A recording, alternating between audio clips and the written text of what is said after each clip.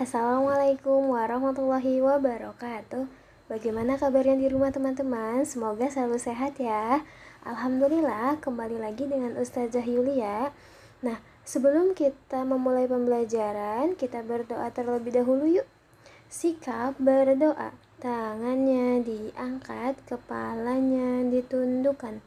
Doa sebelum belajar. Bismillahirrahmanirrahim. Rabbi zidni ilman warzuqni fahman. Ya Allah, tambahkanlah ilmu kepadaku dan berikanlah aku kefahaman. Amin. Nah, sebelum kita memulai pembelajaran, Ustazah akan informasikan tema kita hari ini ya teman-teman.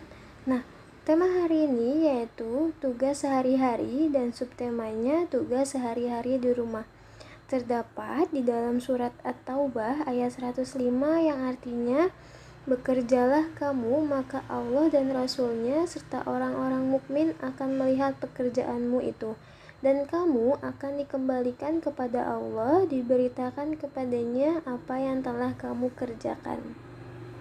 Nah, Ustazah akan informasikan pengertian dari tugas sehari-hari di rumah. Yang pertama yaitu ada tugas.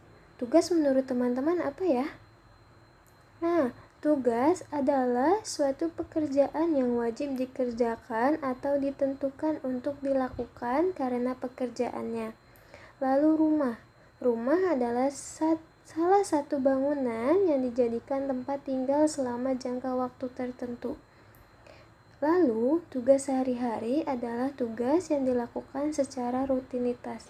Jadi, tugas sehari-hari di rumah yaitu adalah suatu pekerjaan. Nah, di sini ada lagu tema, nadanya Topi Saya Bundar. Kita nyanyikan bersama-sama ya teman-teman. 1, 2, 3. Tugasku di rumah, bantu ayah bunda, mengaji belajar, itu tugas kita. Nah, itu adalah lagu temanya. Lalu di sini Ustazah akan informasikan pembelajaran kita hari ini yaitu tentang sifat-sifat benda. Apa yang kalian ketahui tentang benda? Menurut teman-teman, benda itu apa ya?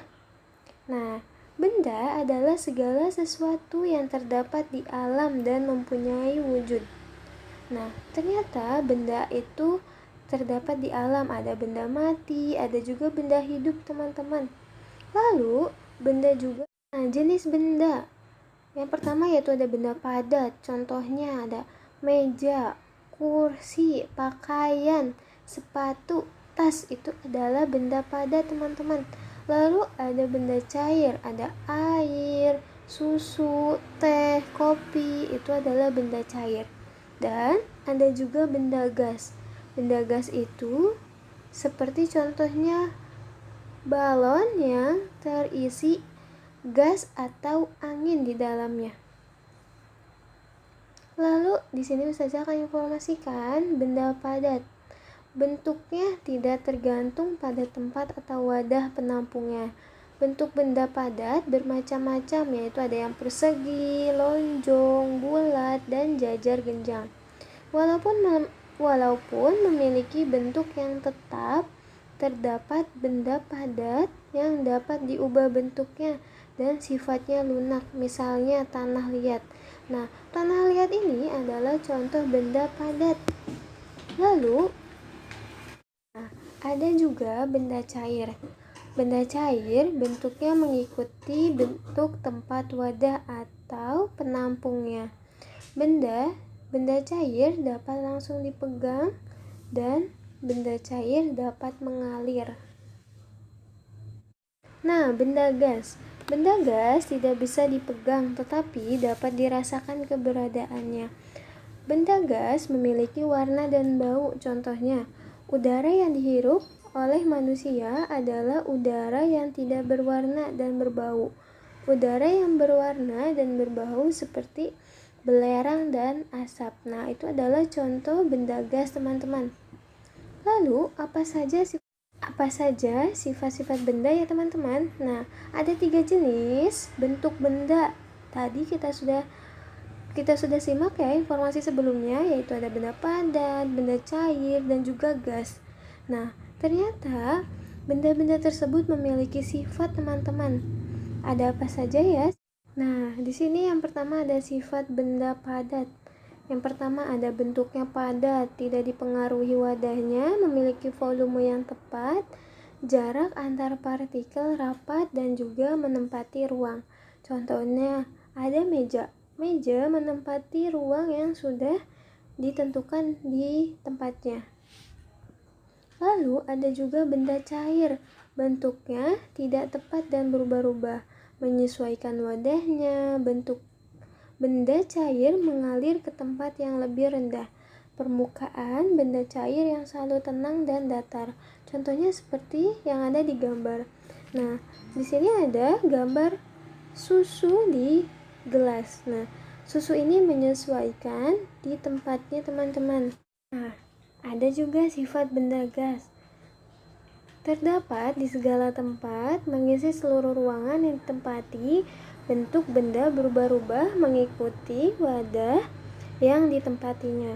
Contohnya ada balon. Nah, balon ini di dalamnya terdapat gas atau udara, sehingga gas tersebut menempati balon yang sudah ditiup teman-teman. Jadi udaranya akan mengikuti bentuk balonnya. Nah, kesimpulannya, setiap benda memiliki sifat-sifatnya untuk membedakan yang padat, cair, atau gas. Lalu, hikmah yang bisa kita ambil adalah benda bermanfaat untuk kehidupan sehari-hari. Semua benda memiliki fungsi dan manfaatnya. Dan terima kasih, cukup sekian dari Ustazah. Mohon maaf bila ada salah-salah kata. Kita ucapkan hamdalah ya teman-teman. Alhamdulillahirabbil alamin. Segala puji bagi Allah Tuhan semesta alam. Wassalamualaikum warahmatullahi wabarakatuh. Akan melakukan sebuah kegiatan di mana nantinya anak-anakku menyaksikan video berikut, kemudian anak-anakku mengisi tabel pengamatan. Kalian siap? Selamat menyaksikan. Pada kegiatan pagi hari ini, alat dan bahan yang harus dipersiapkan, yang pertama adalah kelereng, yang kedua air secukupnya, yang ketiga pensil, yang keempat sirup, dan yang kelima minyak goreng, yang keenam gelas kaca, yang ketujuh ataupun yang terakhir adalah botol air mineral. Nah, anakku, coba sekarang amatilah ketika kelereng dimasukkan ke dalam botol air mineral. Kemudian kita amati bentuknya apakah berubah. Yang kedua, kelereng kita masukkan ke dalam gelas kaca. Apakah ada perubahan bentuk? Ya, seperti ini. Nah, nanti silahkan dicentang pada tabel pengamatan di akhir video ini. Yang kedua, amatilah ketika air kita masukkan ke dalam botol air mineral berikut ini. Kemudian nanti dipindahkan pada gelas, apakah bentuknya berubah? Jika iya, berilah tanda centang pada tabel pengamatan di akhir video ini.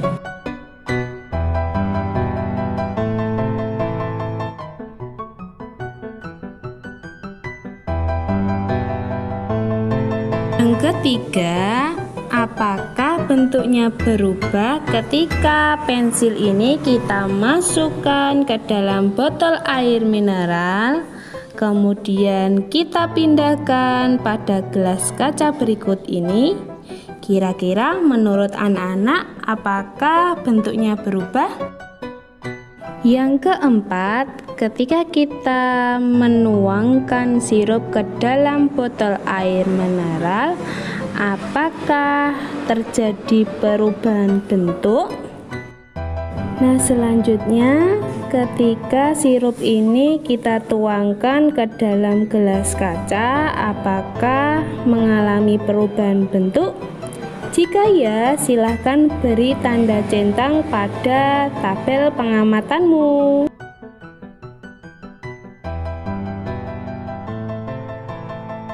Terakhir, sekarang amati dan perhatikan ketika minyak kita tuangkan ke dalam botol air mineral seperti berikut. Apakah bentuknya mengalami perubahan?